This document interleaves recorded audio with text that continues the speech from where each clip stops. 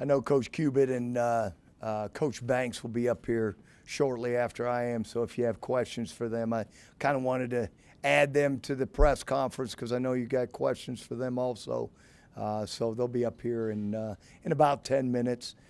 Boy, I mean, you come out to the stadium, you see the new ribbon boards, you see the new scoreboard, you see the tradition that's being put up on the press box with the championships. It gives you a great feeling. Last night we were able to practice for our student body. I don't know the exact numbers, but it was great to have them here. I would say probably 300 to 500. Over 500 that were here, and it was just a great opportunity to get them on the field and stand there behind me and see if they could kick field goals and eat pizza and then watch some football. So, that's what I think any university in college football is all about. It's about the students and the student athletes, and we're lucky enough to be involved in coaching and lucky enough to be involved in a great sport, and which kicks off here Saturday. We know we've got a worthy opponent that's done extremely well here late in their football season last year. They've got a lot of great football players back, quarterback-wise, coming back from a successful end of the season campaign for them. We've got an outstanding tight end in Pruitt, who'll be wearing number 4 this year. But, as you watch tight ends, throughout Big Ten football, he definitely is a very fine talent. Defensively, you've got a linebacker in Presume, and he's another young man that you can see has been successful playing with their defensive side of the ball. And then, we talk a little bit about the kicking game. They've got their punter back and their kicker back. They've got their returner back. So there's a lot of faces that SIU has back from a football team that really, in my opinion, got better and better as the season progressed. So, we're looking forward to it. We can only control what we can control. That's what the Illini can control. And, I think we've had a great camp. We've had 25 excellent practices. We've stayed healthy. That's a must this football season with as many freshmen and sophomores that we have on the roster. But I can tell you this, when you run out there on that football field and they touch Grange Rock, we know that they're going to give everything they got. And that's exactly what our intentions are when we step out on the football field on Saturday at 11:10. Coach, you've been a part of these David Goliath in-state matchups. Sure. Toledo, Ohio State. Just from that perspective, what do you think SIU, is this like their kind of Super Bowl this year? Well, I've been on that side at Toledo. I was on that side at Bowling Green when we went to Ohio State. And, players, football's football, and everybody goes out and plays to win. But you have that special feeling when you go out there and play your in-state school. So, we know that you got to have your game ready, and your game's got to be ready on Saturday because we're going to get everything they've got, and hope, same with us. We're going to give them everything we got.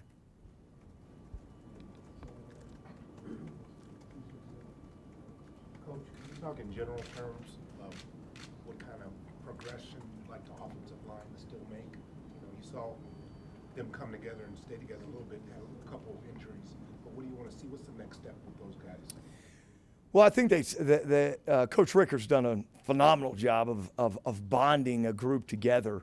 I think what you want to see as a head football coach and as an offensive line coach is to continue to see them gel, and the younger guys that are behind them to start being able to progress in their game so that they get better.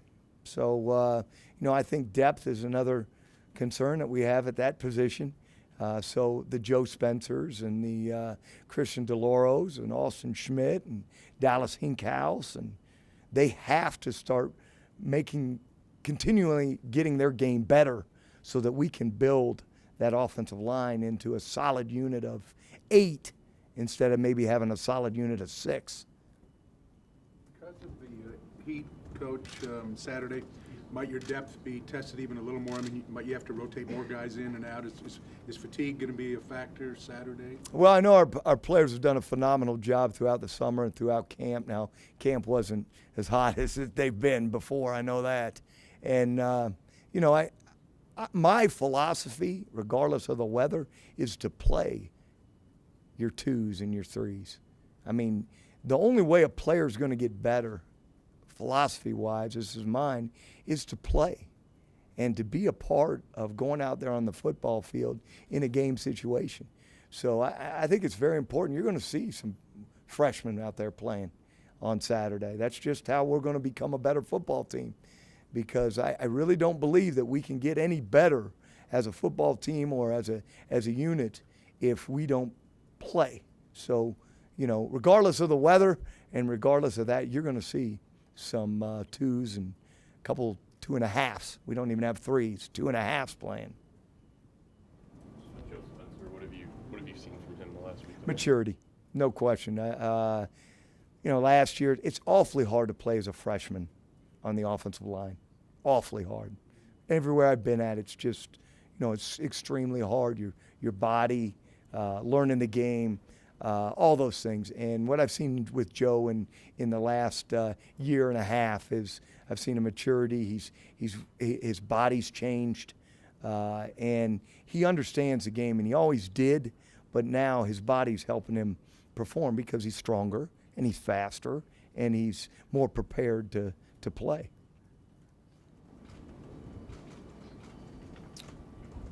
Throughout the summer and after camp, a lot of the players have been kind of tweeting that the team just seems like it's a different attitude and there's a new vibe to the team. So can you tell me how you see that and what you did to instill that new attitude in the team? Well, you know, again, it's as I tell them and as I mentioned to everybody, it's not about what I do, it's about what they do. And, of course, you as a head football coach have to instill the proper things. Bottom line is they have to come out and perform it and come out and believe in it. We're with them 20 hours a week and not even allowed to be with them during the summer, which I think's nuts, but that's just my opinion.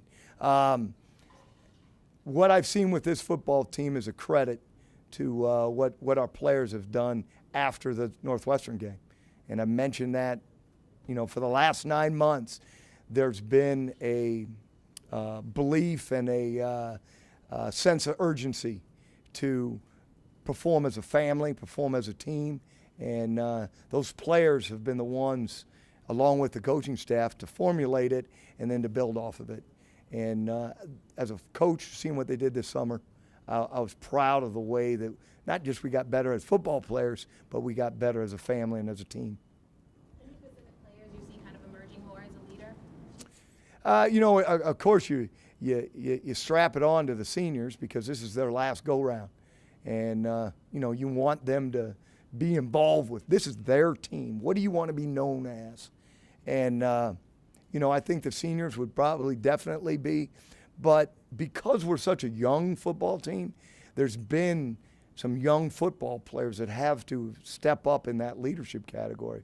So the players that played for us last year are definitely ones. The Teddy Karras, I've seen Teddy step into a role of being a leader even more. So, you know, again, it goes back to, hey, this is a senior class, but we've had to utilize some young talent to be leaders also.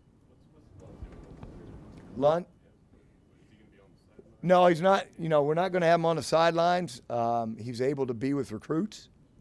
And, you know, we'll utilize Wes in that way. Coaches, where the coordinator's going to be? Is Bill going to be in the booth? Or if you No, Bill will be down. Yeah, he mentioned that you guys have been asking that a lot, so I'll let you know. That's all right. No big deal. Bill's going to be on the sidelines. You know, he's going to call it from the sidelines. He's done that as a head coach. Of course, you're not going to be up in the box. But he's done that, so I think he feels comfortable with that. So he'll be in here to tell you. But Coach Salem's going up. Coach Bellamy's going to stay down because we need to be with the wide receivers, you know, as much as we can. Ricker will stay down as an offensive line coach. Timmy Banks will be on the sidelines this year. He wants to be with the guys, and there with them. So he's going to be with, he'll be down, and Al Simonson will be up.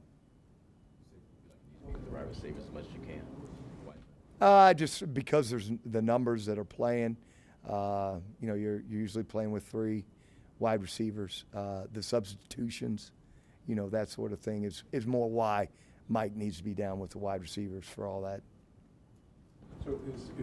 So I have that right, is Salem the only one up from offense? Well, we'll have some graduate assistants up there too. We've been involved.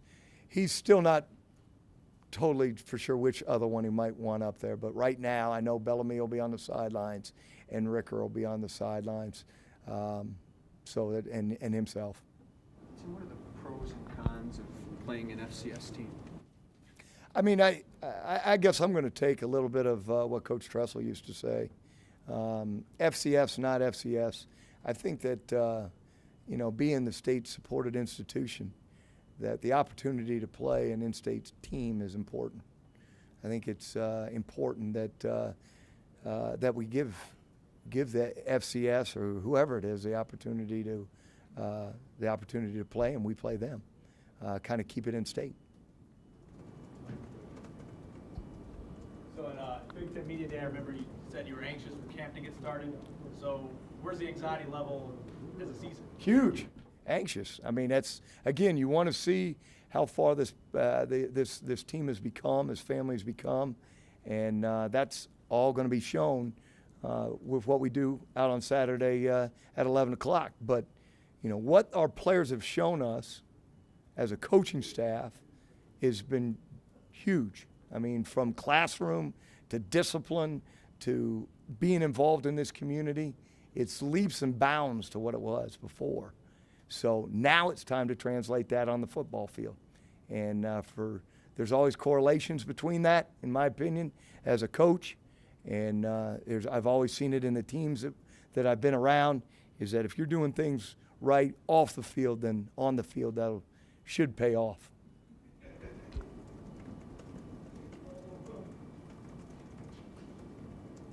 Anything else? Well, I know, like I said, Coach Cubitt. Yeah, we'll check on the phone lines too. Okay.